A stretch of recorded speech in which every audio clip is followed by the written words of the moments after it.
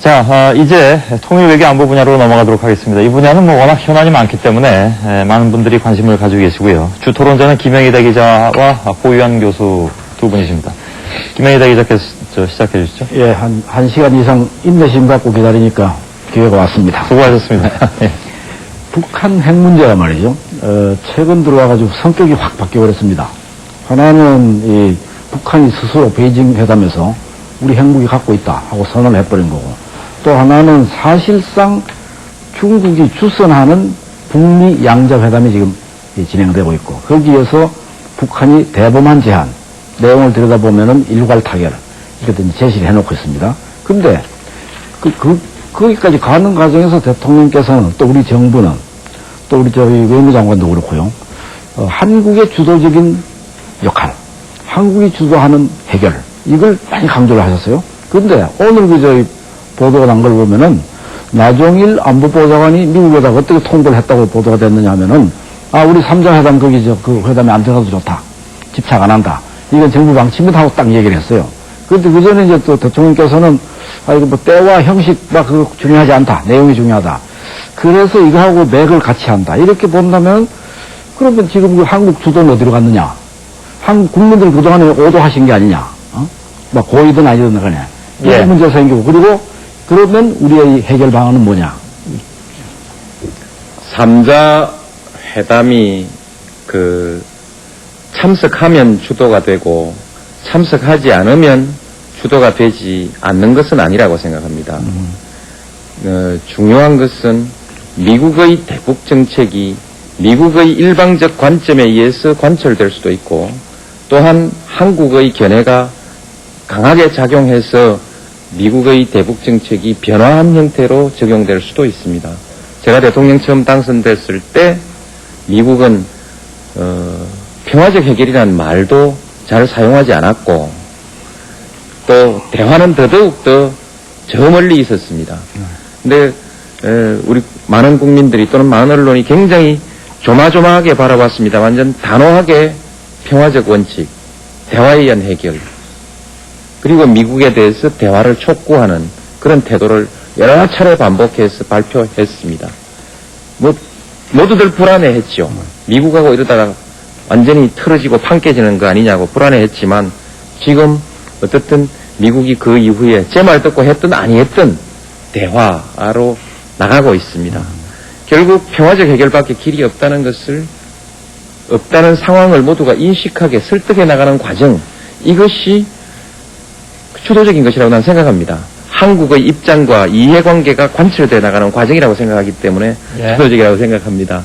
두 번째로 정부 내 3자회담을 놓고 이견이 좀 있었습니다. 그렇게 비친 것인데 그것이 그렇습니다. 여론이 3자회담에 참여하지 못했던 것을 대단히 불쾌하게 생각하고, 그것을 수모로 느끼는 수준까지 가 있었습니다. 저는 생각이 달랐습니다. 그런데 이 차이에서 우리 외교부 장관이 국회에서 답변하면서도 우리도 참여할 거다. 또 차관보가 미국서 무슨 발표하면서 우리도 꼭 참여할 거다. 미국이 참여시켜준다고 했다. 또 이렇게 갔단 말이죠. 그래서 제가 그 발언 나올 때마다 하나하나 주의를 주면서 그렇게 하지 마라. 참여 여부가 중요한 것이 아니라 어떻게 우리의 이해관계가 관철되는 것이며 반영되고 관철되는 것이냐, 이런 것이 중요한 것이지 왜 참여 문제를 가지고 얘기하냐. 지금 참여 문제가 그 문제의 핵심인 것처럼 잘못 전달되면 그 압력 때문에 우리는 아무것도 해나갈 수가 없다. 그래서 정직하게 나가자. 참여 못해도 좋다. 그렇게. 그렇게 처음부터 그랬다 이런 얘기죠? 예, 저는 처음부터 그랬습니다. 그래서 내가 네 번째 지금 우리 참모들과, 청와대 참모들과 장관들에게 지금 확인하고 있습니다. 억지로 참여하려고 하면서 판을 깨지 말아라. 참여하든 안 하든 그것이 중요한 것이 아니라 문제가 잘 풀려 나가도록 상황을 조정해 나가는데 적극적인 역할을 해라. 그렇게 하고 있습니다. 네, 이른바 이제 모양새보다는 내용이 중요하다고 하는 뜻에서 일단 현재 위기를 극복하기 위한 3자 회담이 시작되는 것이 중요하다는 그런 말씀으로 이해를 해도 좋겠습니다. 그렇습니다. 네, 그래서 일단 새 정부는 핵 문제라고 하는 숙제를 가지고 출범을 하셨고, 그리고 또 답을 내놓고 이 해법을 지금 모색하시는 걸로 저희가 이해를 하고 있습니다. 그러니까 평화적으로 대화로 반드시 해결한다는, 그렇게 봤을 때에 나쁜 시나리오에 대한 어떤 가능성, 거기에 대해서는 생각해 보신 적이 없으신지요? 지금까지 그 강경론이야말로 나쁜 시나리오에 대한 아무런 그 대책도 고려도 없이 강경론을 펴왔습니다. 나쁜 시나리오에 대해서 깊이 생각하면 생각할수록 평화적 해결이라는 답을 강조할 수밖에 없습니다. 최악의 경우에 대해서도 여러 가지 대비를 해야겠지요. 그 부분에 관한 대비는 어떻게 보면 또한 우리 한국이 이미 하고 있는 것입니다. 말하자면 혹시 북한이 어떤 도발을 하게 됐을 때 그 피해를 최소화하면서 방어해낼 수 있는 소위 그 안보 태세, 이것은 그동안에 우리 한국이 끊임없이 강조해왔고 국민의 정부에서도 제대로 잘 해가고 있기 때문에 이미 그 부분에 대해서 어떤 면에서 대비가 되고 있는 것 아닌가. 그리고 이 문제는 가정조차도 하지 않는 것이 지금은 정치적으로 필요하다 생각해서 그런 가정을 내놓고 말하기를 좀 피하고 있습니다. 네, 예. 요즘 한국 경제의 주식 문제는 그 북쪽의 김정일 위원장이 좌지우지한다 할 만큼 그것과 관련된 어떤 그 위기 상황이 돌출할 때마다 주가가 아주 춤을 추는 그런 현상들을 최근에 많이 봤었는데요. 그런 부분과 관련해서는 이제 이 해법과 관련해서 이번 이제 3자 회담에서 북한이 이른바 대범한 어떤 제안을 한 것으로 알려지고 있습니다. 그 제안과 관련해서 어떤 그 우리 정부가 이 그 해법과 관련한 어떤 대책, 그리고 북한이 지금 거의 내놓을 것은 다 냈다고 보는데요. 혹시 그 핵 보유선언 이후에도 그보다 더 심한 어떤 그 카드를 내놓을 가능성에 대해서는 생각해 보신 적 있으신지요? 이런 민감한 문제일수록 어떤 가정을 전제해서 많은 말을 해놓으면 나중에 가서 굉장히 하는 것이 굉장히 스스로 그 어려움을 자초할 수가 있습니다. 그래서 가정에 대해서 답변하기가 진짜 어렵습니다. 알겠습니다. 예. 김영희 사기자께서 그럼 이제 이렇게 하십시다. 이 시간 전략을 위해서 단문 단답으로 한 두 그렇게 단문 하시죠. 단답으로요. 예. 미국이 지금 이 북한하고 협상을 하고 있는데 중국이 끼어들기도 하면 우리가 충분히 그 협상 내용, 대화 내용을 충분히 설명을 듣고 있다고 생각하십니까? 미국이 우리한테 감추는 건 없습니까? 그 3자 회담 한참 전에 서로 대화하고 우리가 양해하고 그 이외에도 대화를 그때그때 다 긴밀히 하고 있습니다. 다만 이런 겁니다. 미국의 언론에 먼저 보도되는 문제가 있습니다. 여러 가지로 점검해 봤는데 참 통제하기가 쉽지 않은, 미국 스스로도 통제하기가 쉽지 않은 그런 문제인 것 같습니다. 왜냐하면 미국 내부에서도 이 문제에 대해서 강온양 입장이 있기 때문에 그런 것에 따라서 미국 언론에 먼저 보도되는 것, 이것이 우리 국민들에게 좀 마음이 상하는 일인 것 같습니다. 어쩔 수 없는 일인 것 같습니다. 김정일 위원장을 만나는 문제에서 말이죠.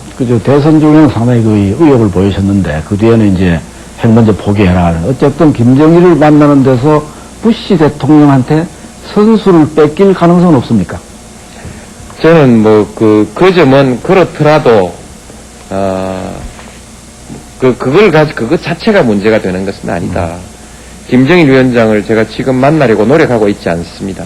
왜냐하면 지금 만나서 김정일 위원장하고 저하고 사이에서 핵심적인 문제가 풀리질 않습니다.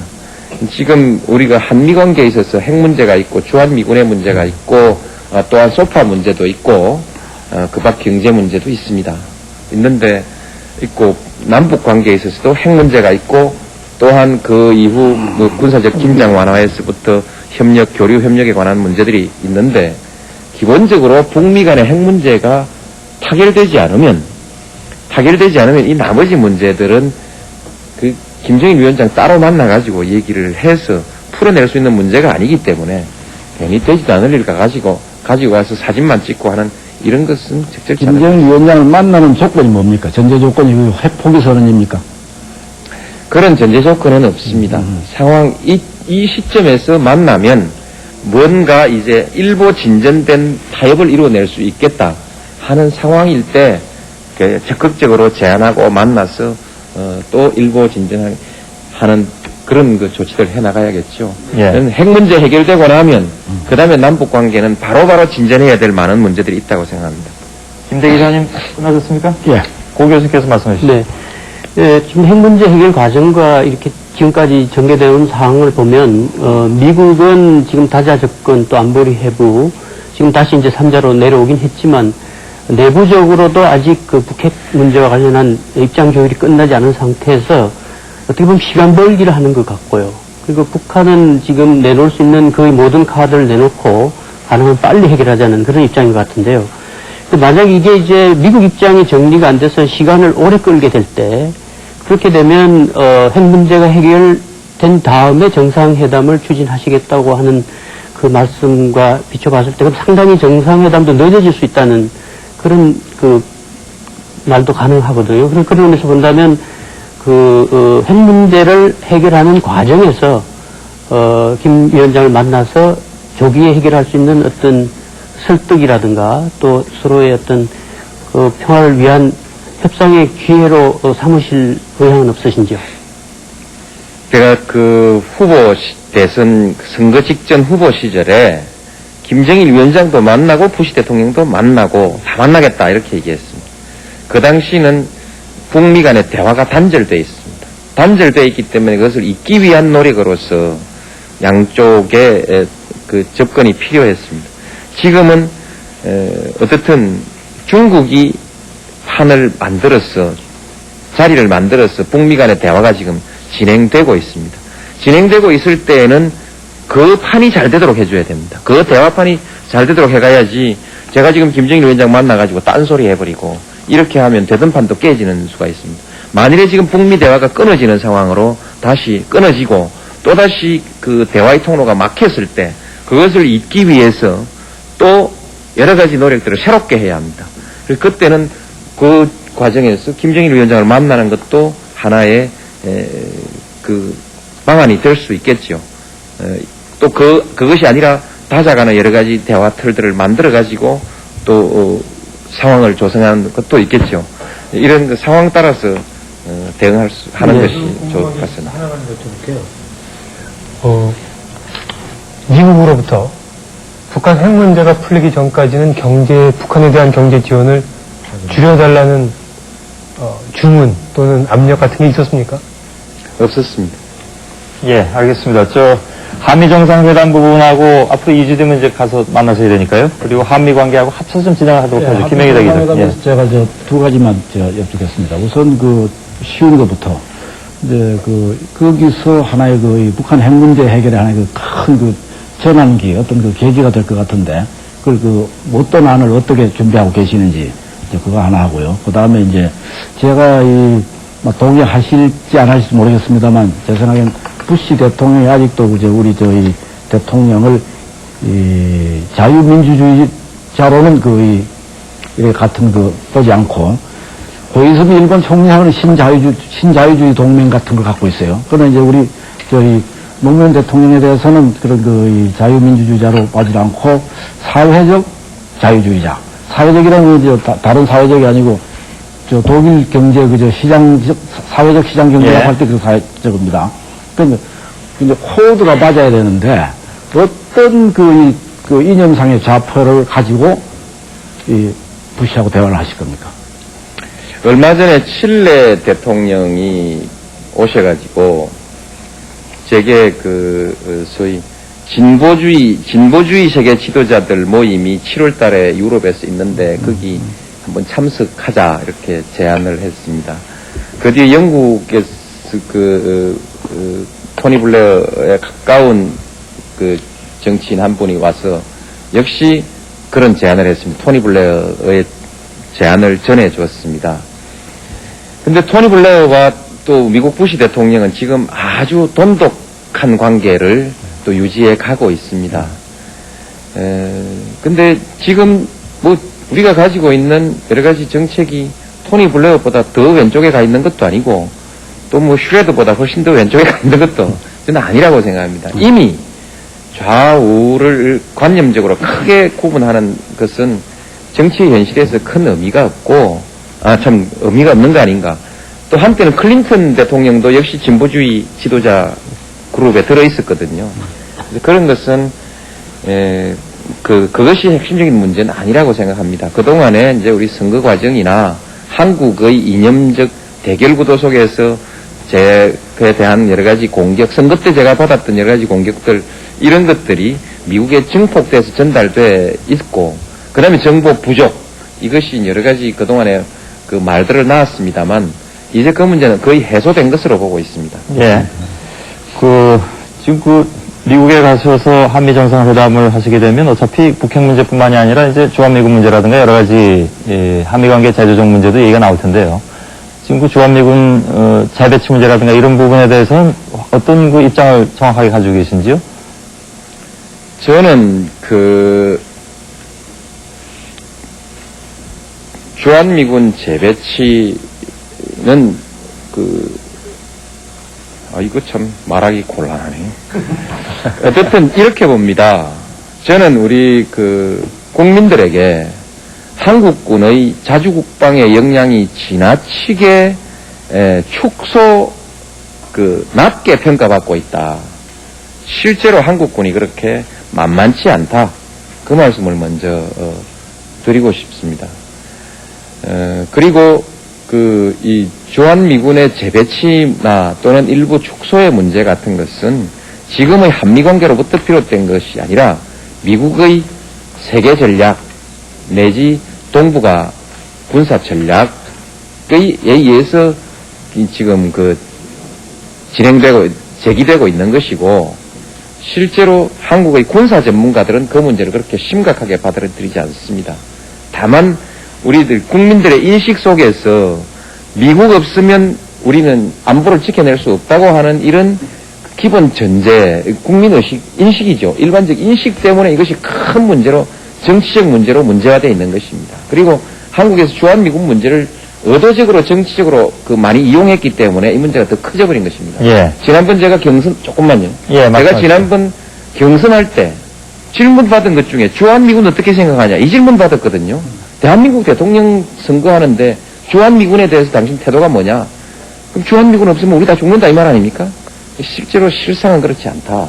근데 말입니다. 근데 이제 지금 이 북핵 문제가 해결이 되고 북미 관계가 어느 수준까지 가면은 결국은 북한 문제 또는 한반도 문제 자체를 해결할 때는 이제 군축 협상까지 들어갈 거라고요. 군축 협상에 들어갈 때에 지금 북쪽에 배치되어 있는 2사단을 포함한 미군들, 소위 자동 개입할 수 있는 임계철선으로서의 미군, 이게 중요한 협상 카드가 되는 거거든요. 근데 지금 이걸 후방으로 배치를 한다, 감축을 한다, 철구를 한다고 하면은 나중에 잘 써먹을 수 있는 협상 카드를 갖다가 지금 완전히 포기한 결과가 된단 말이에요. 이 부분에 대해서 어떻게 생각하십니까? 김영희 선생님 말씀이 100번 옳으십니다. 그 점에 있어서 손발이 좀 잘 안 맞는 거죠. 그럼 이번에 미국 가시면은 그 부분에 대해서도 충분히 대화를 하겠습니다. 예, 고 교수님. 지금 3자 회담이라든가 또는 한국과 북한 사이에서의 대화에서 군사 관련 대화는 잘 이루어지지 못하고 있습니다. 그 주된 이유가 한국이 현재 전시작전 통제권을 가지고 있지 못하기 때문에 북한은 이 군사와 관련되는 부분과 관련해서는 미국과 얘기하겠다는 것이 그동안의 협상 전략이었었습니다. 그런 측면에서 본다면 이 군사적 자주권을 확보해야 정치적인 어떤 자주성이나 자율성도 있고 또 경제적으로도 종속성을 탈피할 수 있는 그런 중요한 계기가 될 수 있다고 보는데요. 앞으로 이 전시작전 통제권 문제와 관련해서 구체적으로 한수에 대한 어떤 시간 스케줄 같은 것을 갖고 계신지요? 군사작전 통제권이야말로 자주국방의 핵심적인 요소입니다. 네. 그래서 저는 그것을 포함해서 자주국방 태세, 5개년 계획 또는 더 길다면 더 길게, 더 짧게면 더 짧게 계획을 만들어서 제출하라고 국방부에 이미 지시해놓고 있습니다.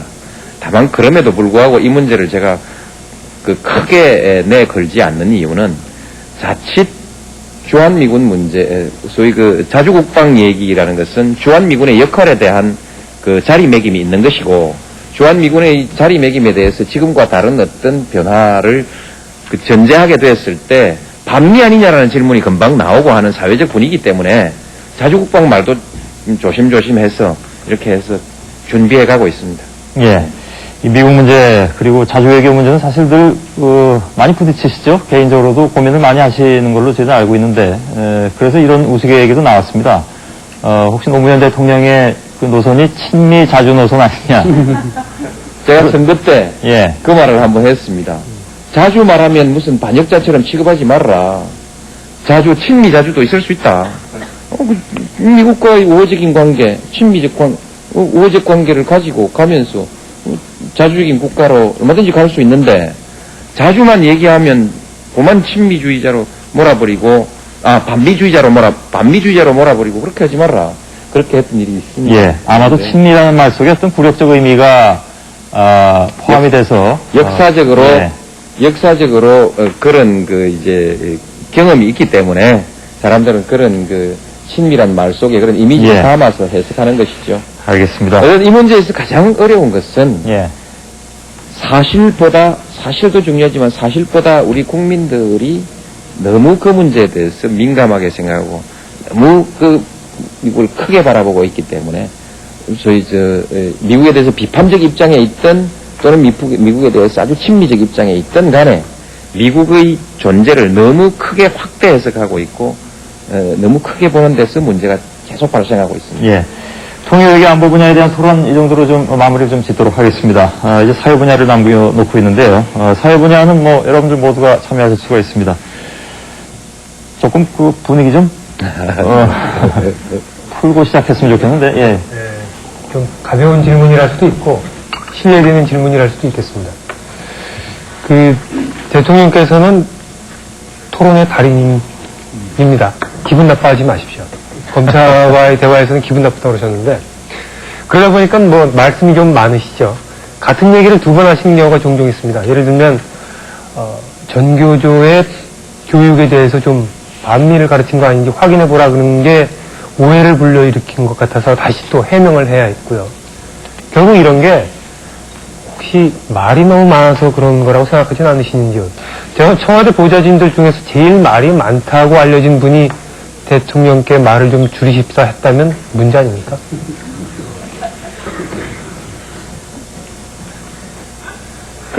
참 말이 의사의 전달 수단인데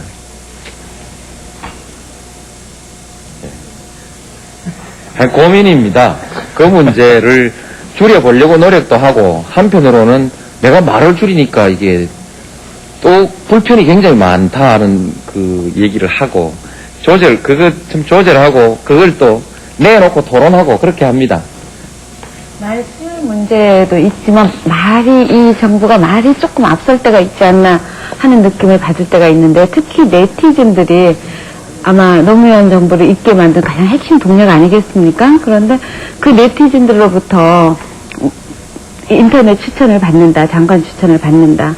그래서 한 달 동안 하여튼 온 나라가 떠들썩하고 반론도 많았고 그랬는데, 정작 뚜껑을 열어보니 18개 부처의 장관급 인사 중에 과연 네티즌 추천을 받은 인사가 누군지 도무지 짐작하기 힘든, 이거 혹시 거대한 하나의 정치적 쇼 아니었냐 하는 느낌까지 받았었거든요. 그런 장관이 있었습니까? 제가 누가 네티즌이 추천한 사람이고, 누구 추천한 사람이라는 그것을 하나하나 사실은 확인하지 않았습니다. 네. 물론 그건 평가해볼 만한 일인데 바빠서 미처 확인 못했는데, 우리가 보통 이 사람이다라고 생각한 같은 사람이 네티즌에 많은 추천이 있었던 경우가 있고요. 또 최종적으로 기용되지 않았다 하지만 마지막 판까지 올라와서 검증 대상에 올라와서 마지막까지 심사 대상에 올라왔던 경우도 있고 해서 인기만 노리고 한 것이거나 누굴 속이려고 한 것은 아닙니다. 선의를 가지고 한 것이고 또 그것이 아무 의미 없는 것이 아니어서 지금도 열어놓고 삼고 초려를 하고 있습니다. 예. 사석에서 그 386 운동권 출신 참모들한테 이제 나 좀 달라라고 말하던 것으로 이제 보도가 됐는데요. 그것은 사실인지 그건 뭐 신문에 다 보도가 되고 그랬습니다. 그리고 그렇다면 그게 사실이라면 대통령에 대해서 측근 그 참모들 주변 저 운동권 출신 참모들이 어떤 그 비토권을 행사하고 있는 건지 그 좀 말씀해 주시죠. 모르겠습니다. 그 말씀하실 적 없습니까? 예, 일반론으로서 문제가 아니고, 저는 자꾸 측근하고 해서, 참모라고 합시다. 예, 해서 참, 저도 그 사람들에 대한 신뢰를 표현하기가 어려운데, 실제로 우수하고 신뢰하고, 그렇습니다. 그러나, 많은 분들이, 우려하기 때문에, 지금은 조금 멀리 두고, 드물게 조언을 받는 쪽으로. 이 말의 취지는요, 이제 그분들한테는 대통령의 영이 잘 안 선다. 이제 이런 취지로 이렇게 보도가 됐었습니다. 그렇지 않습니다. 자, 알겠습니다. 예. 뭐 좀 풀면서 시작하자 이렇게 말씀을 드렸는데, 패널들이 풀질 않으시는군요. 송원석 교수께서 현안 중심으로 좀 시작을 해주시죠. 예, 뭐, 교육 문제, 사실은 전교조 반미교육 문제를 준비했었는데, 사실 논의를 하다 보니까 오늘 중요한 이야기인 것 같아서 앞에서 이야기를 안 다뤄서 좀 다루고, 시간이 있으면 뭐 이야기 없으면 하겠습니다. 짤막하게 좀 질문해 주세요. 예, 앞부분에 외국 자본, 국내 자본 이야기도 나왔었고, 또 농업 개방에 관련해서 결국 개방이라는 게 어쩔 수 없는 세계적인 추세다, 이렇게 이야기를 해서 사실 교육 문제까지도 교육 문화의 경우 유럽 같은 경우는 전부 다 이건 아니라고 이야기를 했는데, 개방을 해야 된다고 주장을 해서 교육 개방 양호안을 냈거든요, 저희가. 근데 결국 WTO에 세계적으로 몇 나라가 냈다고 보고 받으셨습니까? 그 문제 크게 보아서 아니, 몇 나라가 다른 나라를 전체적으로 그 부분에 대해서 제가 보고받지 않았습니다. 제가 말씀드리면 네 나라가 지금 결과적으로 한국을 포함하면서 네 나라만 냈습니다. 그러니까 미국, 카나다, 호주, 한국. 이게 어떻게 세계적인 추세인지 30나라나 20나라만 됐어도 말도 안 하는데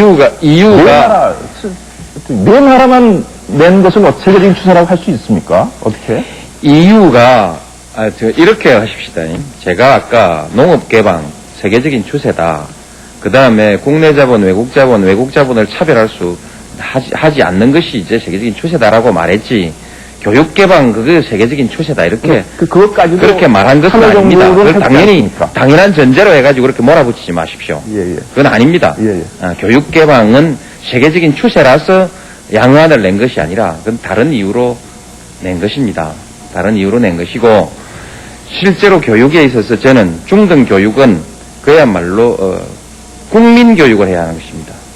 국민 교육을 해야 하는 것이고 이제 대학 교육은 국민 교육의 수준을 넘어서서 세계적인 수준에서 경쟁하는 사람을 길러내는 곳이기 때문에 수준이기 때문에 난 개방해서 세계적인 경쟁을 시켜야 된다고 생각합니다.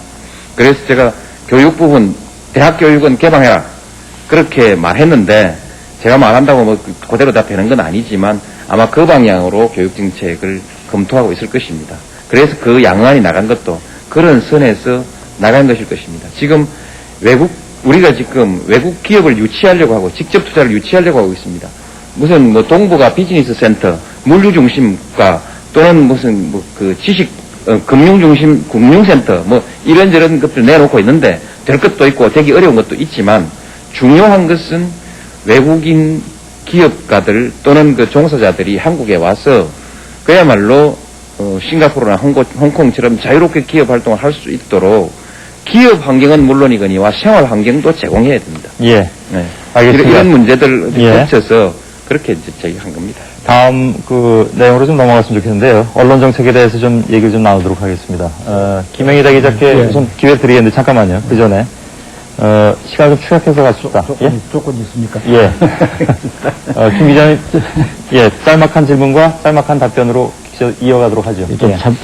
참 노력하겠습니다. 전 이 대통령의 우선 이 언론관에 좀 문제가 있지 않나 좀 이렇게 생각을 하는데요. 지난번 국정연설 때 이 언론 부분을 보고 말이죠. 저는 그때 그걸 들으면서 아주 등에 식은땀이 났어요. 그런데 언론들이 무슨 김대중 대통령을 박해를 하고 뭐라고 쭉쭉쭉쭉 말씀하시고 나도 고통을 받고 그 고통이 지금도 계속되고 있다. 이런 식으로 말씀하시고 그럼 그 고통이 어떤 고통을 지금 받고 계신다는 얘기인지 말씀인지 그 다음에 이제 그리고 또 지금 특히 이제 노 대통령께서 그 참여정부가 출범한 이후에 방송, 대, 신문 또 신문끼리 신문 안에서 또 일부 신문 이런 식으로 적대를 하고 결국은 대통령께서 더 구체적으로 얘기하면 조중동 길들이기를 위한 어떤 그 언론 개혁 이걸 지금 추진하고 계신 게 아니냐. 신문고시 개정도 마찬가지고 취재 시스템 같은 것도 마찬가지인데 그래서 이렇게 되면 이게 자유민주주의를 하는 나라에서 대통령께서 나서가지고 이런 식으로 강한 언론 질타 같은 거 이런 게 나오고 거기에 따라서 예. 또 장관이 또 소위 이른바 언론 개혁이라는 걸 추진하고 이런 나라는 저는 없다고 봅니다. 말씀해 주시죠.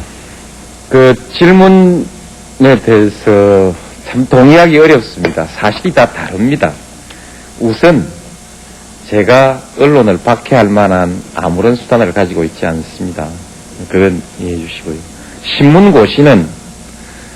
신문고시는 공정거래법에 유일하게 신문만 예외적 대접을 받고 있습니다. 특권을 누리고 있습니다. 불공정 거래 행위를 하면서 어느 업체도 어느 업종도 신문처럼 예외적 대우를 받는 데가 없는데 딱 신문만 자율 규제라는 예외적 대우를 받고 있습니다. 근거가 없습니다. 저는 이것은 언론 개혁의 차원이 아니라 우리 한국 사회의 특권의 존재를 인정하지 않아야 된다는 것, 법 앞에 평등하게 하자. 그런 것이 더 큰 의미를 갖고 있습니다. 그 다음에 어느 나라에서 정부가 나서서 언론에 대해서 이렇고 저렇고 하냐 말씀하셨는데 실제 저 하지 않았습니다. 안 왔는데 오늘 한국일보에 나온 주동환 교수님의 글을 읽어보면 세계 각국이 언론의 독점, 그것도 편향적 독점에 관해서 심각한 골머리를 앓고 정부가 나서서 그 문제를 해소하기 위해서 여러 가지 정책을 펴고 있고요. 영국 같은 나라에도 언론 평의회 같은 것을 두고 있지 않습니까? 이 언론이 국가의 정책의 대상이 됩니다. 한국에서는 지금 못하고 있을 뿐이죠. 당신 무슨 고통받았냐, 박해받았냐. 네. 선거 전날요, 정몽준 후보가 노무현과 공조를 파기했다는 그 신문을 뭇가지로 어마어마하게 찍어가지고 조선일보가 그랬지 않습니까? 진실입니다. 지금 계속되고 진실이고요. 그 다음에 제가 대통령 당선되고 난 이후에 흔히들 밀월 얘기하는데 대통령 당선된 그날부터 저한테 계속해서 비판의 칼날을 세우고 있지 않습니까? 그게 합리적인 비판만이 있다고 생각지는 않습니다. 그러나 이 문제에 대해서 오늘 말이 나왔으니 말씀드리는 것이지만 그냥 원칙대로만 가겠습니다. 지금 우리가 예를 들면 반론해야죠. 정정보도 당연한 권리이고 그 주어진 원칙, 민주주의 그 법 질서의 원칙대로만 하고 그 이상 안 할 테니까요. 염려하지 마십시오. 식은땀까지 전혀 낮춘 거 아닙니다. 그러나 영향력으로 치면 말입니다. 방송이 신문보다 훨씬 압도적입니다. 영향력으로 치면. 그런데 방송은 상당히 편애를 하시는 것 같아요. 방송에 대해서 지난번에도 그렇게 말씀하셨죠. 방송이 아니었으면 내가 이 대통령도 안 됐을 거라고. 참 질문 잘 주셨습니다. KBS 방송이 아니었다면 내가 KBS 방송의 우호적인 보도가 아니었더라면 제가 당선되지 않았을 것이라고 말한 것이 아니라 제가 청문회 때 국민들에게 한꺼번에 알려졌던 그 사건은 영상 매체의 위력입니다. 이 영상 매체의 위력이 없었더라면 노무현의 오늘이 없었을 것이다라는 것을 말한 것이지 나한테 우호적으로 보도해줘서 그렇다고 그렇게 말한 건 아닙니다. 그 당시 우리 선거 캠프에서는 KBS가 별로 우호적이지 않다. 오히려 편파적이다라고 평가하고 있었습니다. 그러나 제가 가급적이면 그런 문제에 대해서는 귀를 닫고 가려고 노력해왔고 관심을 갖지 않았습니다. 대응하지 않았습니다. 네, 그런 것이고요. 그러니 뭐 대통령이 되셨으니까 제가 그 공정하게 하겠습니다. 공정하게 하는데 한국의 신문이 이상 더 국민위에 군림하고 법위에 군림하고 특권을 누리라고 해서는 안 됩니다. 특권 누리는 게 없습니다. 지금 네, 견제받지 않는 권력이라고 하지만은 잘못 보도하면 시민단체, 또 독자들로부터 항상 부단히 검증받고 견제받고 그래요. 알겠습니다. 잘못하면, 예. 잘못 보도하면 정정보도 청구 받아야 하고, 당연합니다. 그건 당연해요. 언론 보도 청구 받아야 합니다. 그건 당연합니다. 예, 동감합니다. 저게 불편해서 저를 지금 얼마나 괴롭히고 하고 있습니까? 두 분 잠깐만. 세상에 어느 정권의 예. 언론이 어느 정권에 대해서 언론이 지금처럼 일부 언론이 지금처럼 이렇게 적대적인 기사를 쓴 때 있습니까? 이건 솔직히 사실은 사실로 인정해야 합니다. 예. 대통령 대접을 한 일이 있습니까? 예. 그건 좀 지나치십니다. 제가 끼어들면은요, 혹시 또 뭐 편애받는 방송에서 끼어든다고 그럴까봐 굉장히 좀 고민하다 끼어들었습니다. 이 문제에 대해서는 김영희 기자께서만 말씀하지 마시고요. 저도 그 편애받는 방송 입장에서 불만스러운 걸 한 가지 말씀드리죠. 편애받는 쪽에서도 이렇게 불만스러운데 편애받지 않는 쪽에서는 얼마나 불만스러울까요? 말씀하신 대로 우리나라 언론에 문제가 있는데요. 그런데 실제로 시행된 언론 정책은 부처마다 좀 다르긴 하지만 기자실 폐쇄하고 공무원 언론인 접촉 제한입니다. 지금까지 우리나라 언론의 문제가 기자실이 있고 또 공무원들이 기자들을 직접 만날 수 있어서 일어났던 건지 도대체 그런 방법들을 지금 취하고 있는 언론개혁 정책의 목표가 뭔지 좀 이해가 가지 않는 대목이 있습니다. 정상적이고 합리적인 관계로 가는 겁니다. 기자실 폐쇄로 계속 보도되고 전달되고 있습니다만 기자실을 폐쇄한 것이 아니고 기자단 제도를 폐지한 겁니다. 기자단을 해체한 것이죠. 그 기자실은 브리핑룸으로 개조돼서 그대로 다 되고 있고 브리핑하고 있고 기자들은 취재 활동을 열심히 할 수 있습니다. 일부 유력 언론의 기자들만 출입하던 폐쇄적 구조를 인터넷 신문을 포함한 모든 언론에게 개방했다는 것이 기자실 폐쇄의 본 내용입니다. 그 다음에 접촉 금지는 없습니다. 다만 일하고 있는데 사무실에 무시로 불쑥 들어와가지고 일하고 있는 사람한테 말 걸고 또 서류 같은 것도 좀 보자 그러고 이런 일은 없어야 되겠다는 것입니다. 공무원들도 자기 일할 권리 보장돼야죠. 이거 알아봤더니 이게 전 세계적인 기준이랍니다. 다른 나라의 기자들은 그리 안 하는데 왜 한국 기자들만 자꾸 남 사무실에 일하는데 자꾸 들락날락 해야 됩니까? 그걸 그냥 보통으로 가자. 미국도 하고 일본도 하고 영국도 하고 하니까 우리도 그 수준으로 가자. 그것뿐입니다. 예, 알겠습니다. 그 문제는 사실은 저희들 백분 토론에서도 상당 시간 토론했던 문제들이고요. 김윤자 교수께 기회를 드리겠는데요. 다른 토픽으로 드리도록 하겠습니다. 노동정책 부분과 관련해서 워낙 또 관심 사안이시니까요. 그 한 가지만 지금 얘기를 나누고 마치도록 하죠. 예. 사실은 저는 이 노동정책이나 경제개혁 이 분야야말로 전 독자의 한 사람으로서 언론개혁만큼만 좀 해주셨으면 싶다는 그 말씀을 드리려는 참이었습니다. 언론에 종사하시는 분들하고는 저는 그래서 조금 그 부분에 대해서는 의견을 좀 달리는데요. 언론개혁 제가 한 게 없는데 자꾸 언론개혁만큼 해달라고 그러세요. 자, 잠깐만요. 김윤자 교수께서 시작하시려는 말씀을 해주세요. 예, 노동정책 계속 이야기 말씀드리고 오늘 이제 노동절인데요. 우리나라 노동자 절반이 비정규직이고 스스로 이등국민이다라고 비하를 하고 있어서 참여정부라는 이름이 여기 오면 정말 무색해집니다. 그래서 저는 그 부분에 대해서 오늘 한국노총, 민주노총이 모처럼 목소리를 합쳐서 비정규직 차별 철폐 문제를 노동절에 즈음해서 이야기했는데 그 부분에 대한 좀 대책을 말씀해 주시고요.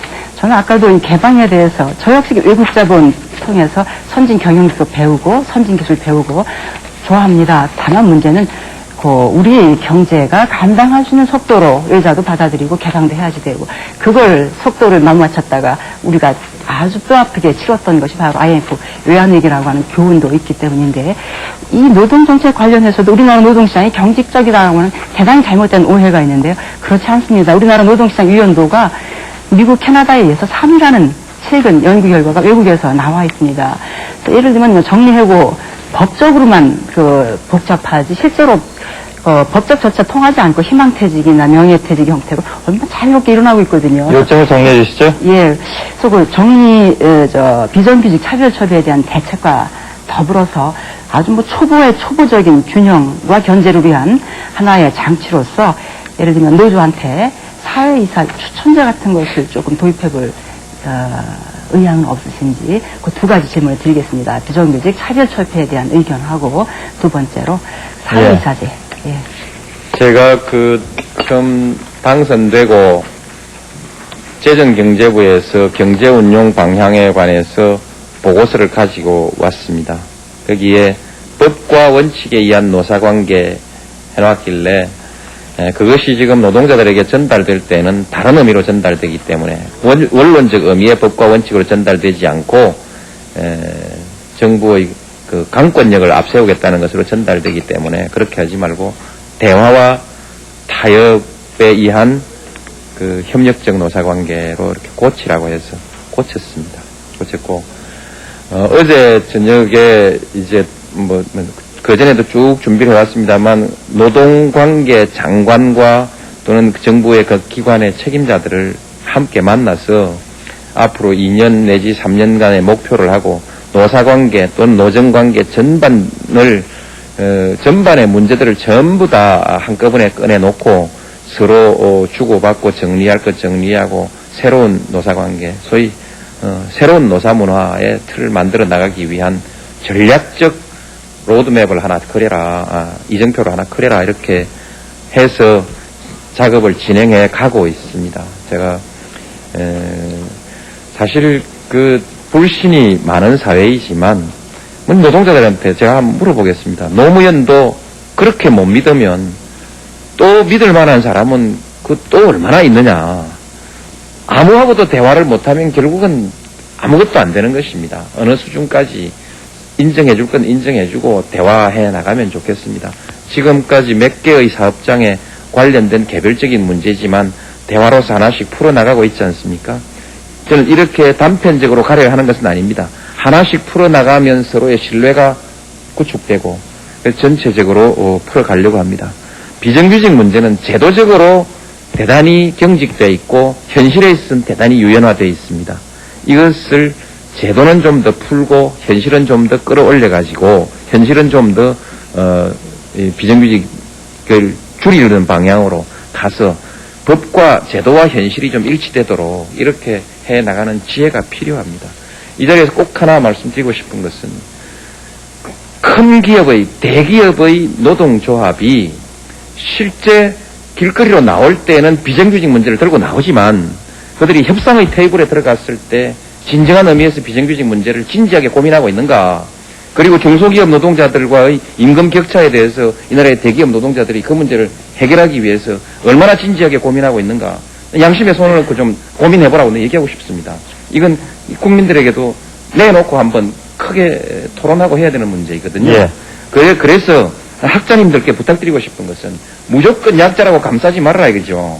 그들도 고쳐야 될 건 고쳐야 됩니다. 알겠습니다. 이상입니다. 이상이고요. 인터넷으로 들어온 의견을 한 두 가지만 간략하게 전해드리겠습니다. 굉장히 중요해 보입니다. 강원도 수해 지역에 사시는 분 박재동 씨께서 주셨습니다. 아직도 복구가 되지 않은 곳이 많고요. 농민들은 모내기도 하지 못한 채 정부의 정책 시행, 후원을 기다리는데 전혀 무소식이다. 이런 의견이 있었습니다. 청와대로 돌아가시면 좀 챙겨주시길 바라고요. 예. 저한테 이 종이를 전해주신 스태프진이 뭐라고 썼냐면 바로치고 정말 많아요 이렇게 보내준 의견이 있습니다.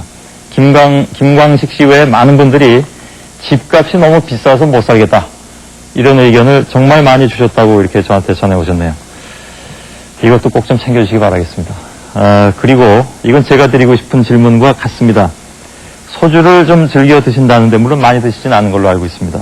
오늘 저녁에 소주를 많이 드신다면 돌아가셔서 기분이 좋아서 드실 것인지 아니면 토론이 좀 개운치 않아서 좀 섭섭해서 드실 것인지 그 질문이 들어와 있습니다. 간단하게 답변해 주실까요? 저는 토론에 나온 일이 중요하다고 생각합니다. 잘한다 못한다 많은 얘기가 있지만 인사 절차는 완전히 달라져서 공개적으로 검증하는 여러 가지 절차의 시스템에 의해서 인사하고 있습니다. 정책을 결정할 때 독대해서 결정하지 않습니다.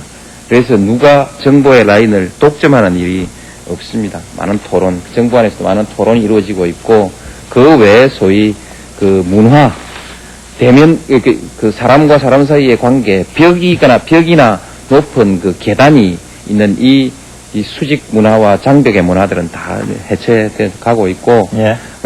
많은 변화가 있습니다. 그런데 그 중에서도 대통령이 방송에 나와서 토론도 좀 자주 하고 하는 것이 중요하다 싶어서 나왔습니다. 그래서 토론이 항상 가면 좀 아쉬움이 남습니다만 그러나 나와서 터놓고 이렇게 토론한 것 자체에 굉장히 나는 보람이 있고 또 의미가 있고 그래서 보람이 있게 느끼고 예. 가서 기분 좋아서 한잔하겠습니다. 알겠습니다. 이 자리에 또 모시면 나오시겠습니까? 자주 할 생각입니다. 예. 출연료는 없습니다. 아, 그거 대단히 좀 서운하십니까? 예, 그것도 방송의 횡포라고 생각합니다. 저희들은 규정상 1급 이상 공무원들께는 앞으로 출연을 안 드립니다. 앞으로 1급 이상하고 대통령은 특별히 더 많이 줘야 된다고 생각합니다. 제가 사비를 털어서라도 드릴 테니까 나와주시기 바랍니다. 자, 오늘, 마지막 그 인사 말씀 잠깐 좀 들었으면 좋겠는데요. 간략하게 좀 시청자 여러분들께 좀 인사 말씀을 부탁드리겠습니다. 예,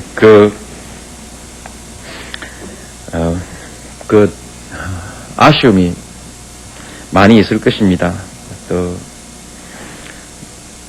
근데 또 해보니까 어느 쪽 말을 들어야 될지 참 난감한 것이 많습니다. 예를 들면 이쪽 말을 들으면 이쪽에서 서운해하고 이쪽 말을 들으면 이쪽에서 반대하고 이런 일도 있고 많은 저도 또한 어려움이 있습니다. 그러나 하여튼 일비하지 않고 멀리 내다보고 그때그때 인기에 연연하지 않고 이렇게 열심히 하겠습니다. 소신껏 하겠습니다. 참 그렇네요. 마지막 최선을 다하겠습니다. 예. 마지막으로 박수 한번 보내드리죠. 예.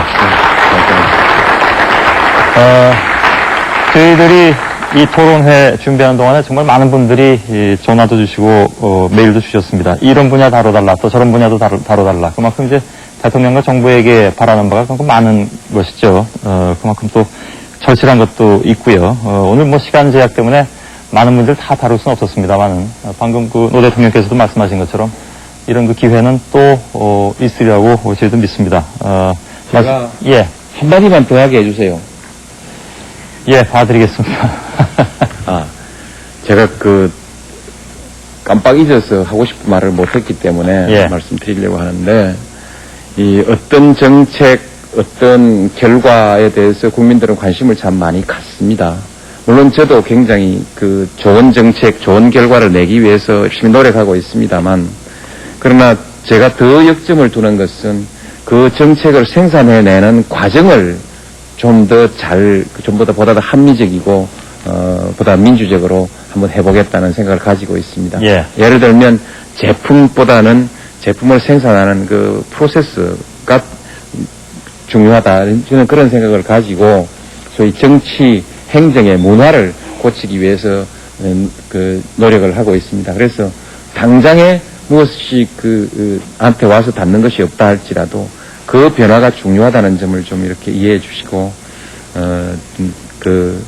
성원해 주시기 바랍니다. 예, 알겠습니다.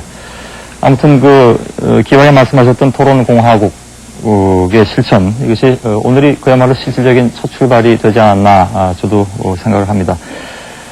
2시간 넘게 토론해 주신 노무현 대통령께 감사를 드리겠습니다. 그리고 패널 6분께도 감사 말씀드리고요. 방청객 여러분 대단히 고맙습니다. 시청자 여러분 어떻게 느끼셨습니까? 오늘 밤 또 내일 아마 이 토론에 대해서 많은 얘기들이 오갈 텐데 저희들이 바라는 것은 맨 처음에 말씀드린 것처럼 대통령에게나 또 저희들 국민에게나 이 자리가 좀 유익한 자리가 됐었으면 하는 그런 바람뿐입니다. 노무현 대통령 초청 특집 100분 토론 참여정부 2달을 말한다. 여기서 모두 마치도록 하겠습니다. 여러분 대단히 고맙습니다.